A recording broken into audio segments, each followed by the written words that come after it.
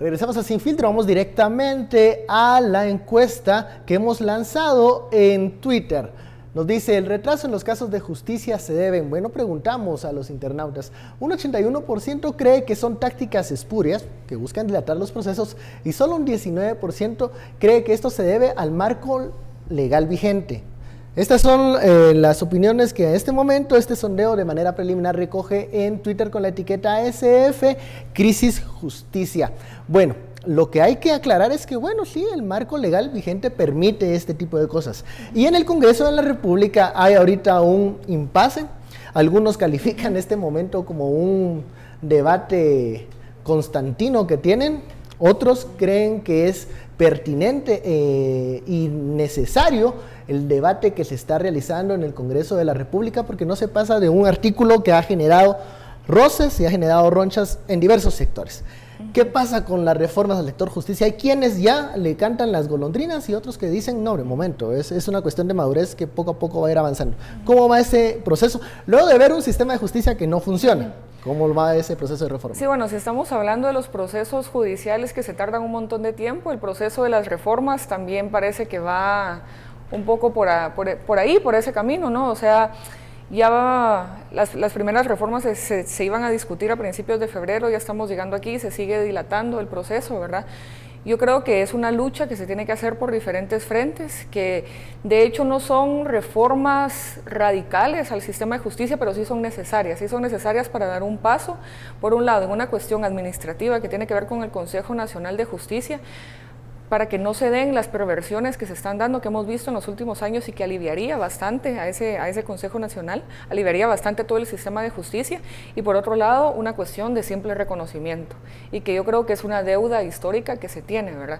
Claro, que genera debate y todo, pero yo creo que hay que poner también las diferentes cartas en la mesa, ¿verdad? Y ver cómo esto ayuda a oxigenar también el mismo sistema político guatemalteco y cómo es de necesario cuando miramos estas crisis que están pasando en el sistema de justicia y cómo sigue siendo impresionante, a mí me sigue pareciendo increíblemente impresionante que Blanca Stalin, siendo magistrada, estuviera siendo llevada a la torre de tribunales, ¿verdad? Como eso no tuvo el impacto que tuvo, por ejemplo, lo de Otto Pérez, ¿verdad? Pero cuando estamos viendo que alguien que está encargado de hacer la justicia va a enfrentar esos procesos, es algo que nos dice, aquí hay algo, no son solo una luz roja, son muchas, ¿verdad? Entonces sí es necesario hacer los cambios y tratar de hacer presión social para que eso se vayan dando. Bueno, dejamos una pregunta al aire antes del corte, que es el debido proceso. Yo le pregunto a Javier, ¿qué se responde a esto cuando hay personas que dicen, momento, o sea, no es que corriendo se resuelven las cosas más rápido, sino que se deben hacer bien y hay que seguir el debido proceso, y si esto requiere muchas acciones legales, muchos amparos, hay que esperar? ¿Es esto un consuelo, el hecho de decir, bueno, es solo un debido proceso el que se está siguiendo? Es una muletilla que usamos en Guatemala a conveniencia, generalmente, la del debido proceso. Por supuesto, cada de su peso que tiene que seguirse en ley, tiene que actuarse conforme a ley. Eso va de por sí, pero veamos, por ejemplo, lo que estaba hablando Andrea ahorita de las reformas. Sí hay un proceso que hay que seguirse, pero le decías el debate que se está dando en el Congreso, el no debate que se está dando en el Congreso, y es el debido proceso. Todo lo que han hecho ahí es conforme a las técnicas parlamentarias, incluso lo que han hecho de romper quórum y todo son técnicas que son válidas. Desesperan y la gente irá a salir ahora con el debido proceso porque la UNA ha estado rompiendo quórum o porque los abogados meten recursos para litigar de esa forma. Son las reglas del sistema, el asunto es cómo lo cambiamos y cómo nosotros ese tipo de cosas, primero entendemos qué está pasando, y entender qué está pasando te va a permitir como población tomar mejores decisiones. Cómo movemos ese tema de las reformas.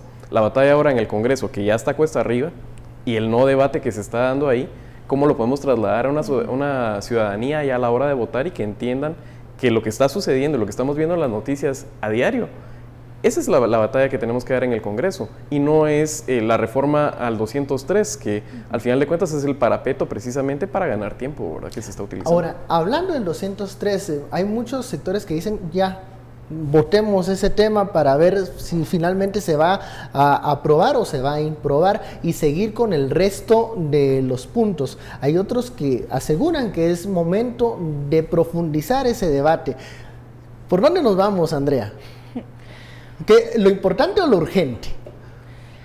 Bueno, digamos que yo quizá lo vería como en dos líneas. Una cuestión que va con la estrategia y parece que si uno fuera muy pragmático, muy estratégico, diría, por ejemplo, habría que votarlo y con tal de que pase lo del Consejo Nacional de Justicia. Recordemos que lo del antejuicio también era algo que se venía discutiendo y que se quedó completamente olvidado ahí en el camino. Y entonces, una victoria para aquellos que se siguen protegiendo con el antejuicio. Sí, ¿verdad? O sea, como esas tácticas dilatorias también van afectando eso y cómo ya ni siquiera estamos tocando eso, ese debate ni siquiera se tuvo, únicamente se dejó ahí, ¿verdad?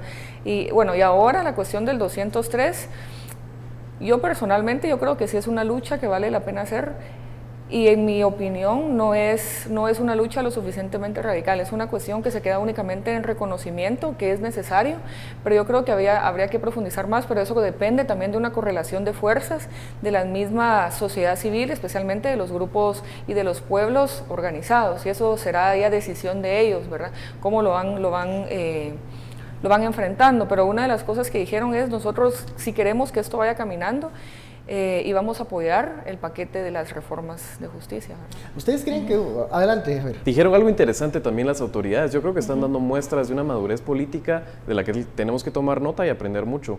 Ellos no van solo por el 203, ellos van por la integralidad de la propuesta, que las reformas salgan con íntegras después del paso por el Congreso. Ellos entienden, si digamos muchos líderes comunitarios y autoridades indígenas han sido presos políticos y perseguidos en este país, a ellos les interesa tanto como a cualquiera que el sistema oficial tradicional funcione, que no sea clientelar, que no se litigue de esa forma, que los procesos no se tarden tanto. Ahí vemos una diferencia de cómo, por ejemplo, Rigoberto Juárez enfrentó los procesos judiciales en su contra versus cómo lo están enfrentando Blanca Stalin, Charchal, etc. Ahora, ¿qué pasa sobre todo con el tema de presentar la discusión? Al parecer muchos dicen no se está discutiendo lo suficiente el 203 o no hubo una socialización lo suficientemente profunda para quitar estos miedos de ese artículo. Hay que hacer una labor de autocrítica de cómo se presentaron el proyecto de reformas. ¿Qué hubiesen ustedes mejorado para evitar este choque que al parecer hace que las cosas no caminen ni para atrás ni para adelante? Sí. Andrea. Yo creo que sobre todo ha habido una gran campaña de desinformación y de asustar a la población. Yo tengo un poquito la hipótesis de que durante varios años se ha venido hablando del discurso de Guatemala es una sola, Guatemala es esta nación, y de repente cuando surge algo como esto del 203, que es el reconocimiento, se viene todo este discurso para decir, bueno, no, lo que van a hacer es que van a dividir.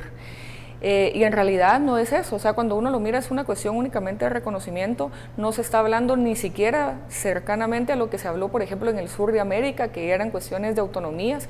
En este momento en Guatemala ni siquiera se está teniendo ese debate, y sin embargo la campaña de desinformación iba por ahí. O sea, si nosotros mirábamos las redes sociales, especialmente en las áreas urbanas, era qué nos va a pasar si vamos a esos territorios, y realmente eso no era para nada el debate, y sobre todo un gran miedo hacia lo desconocido, eso que no nos atrevemos a hablar, ¿verdad?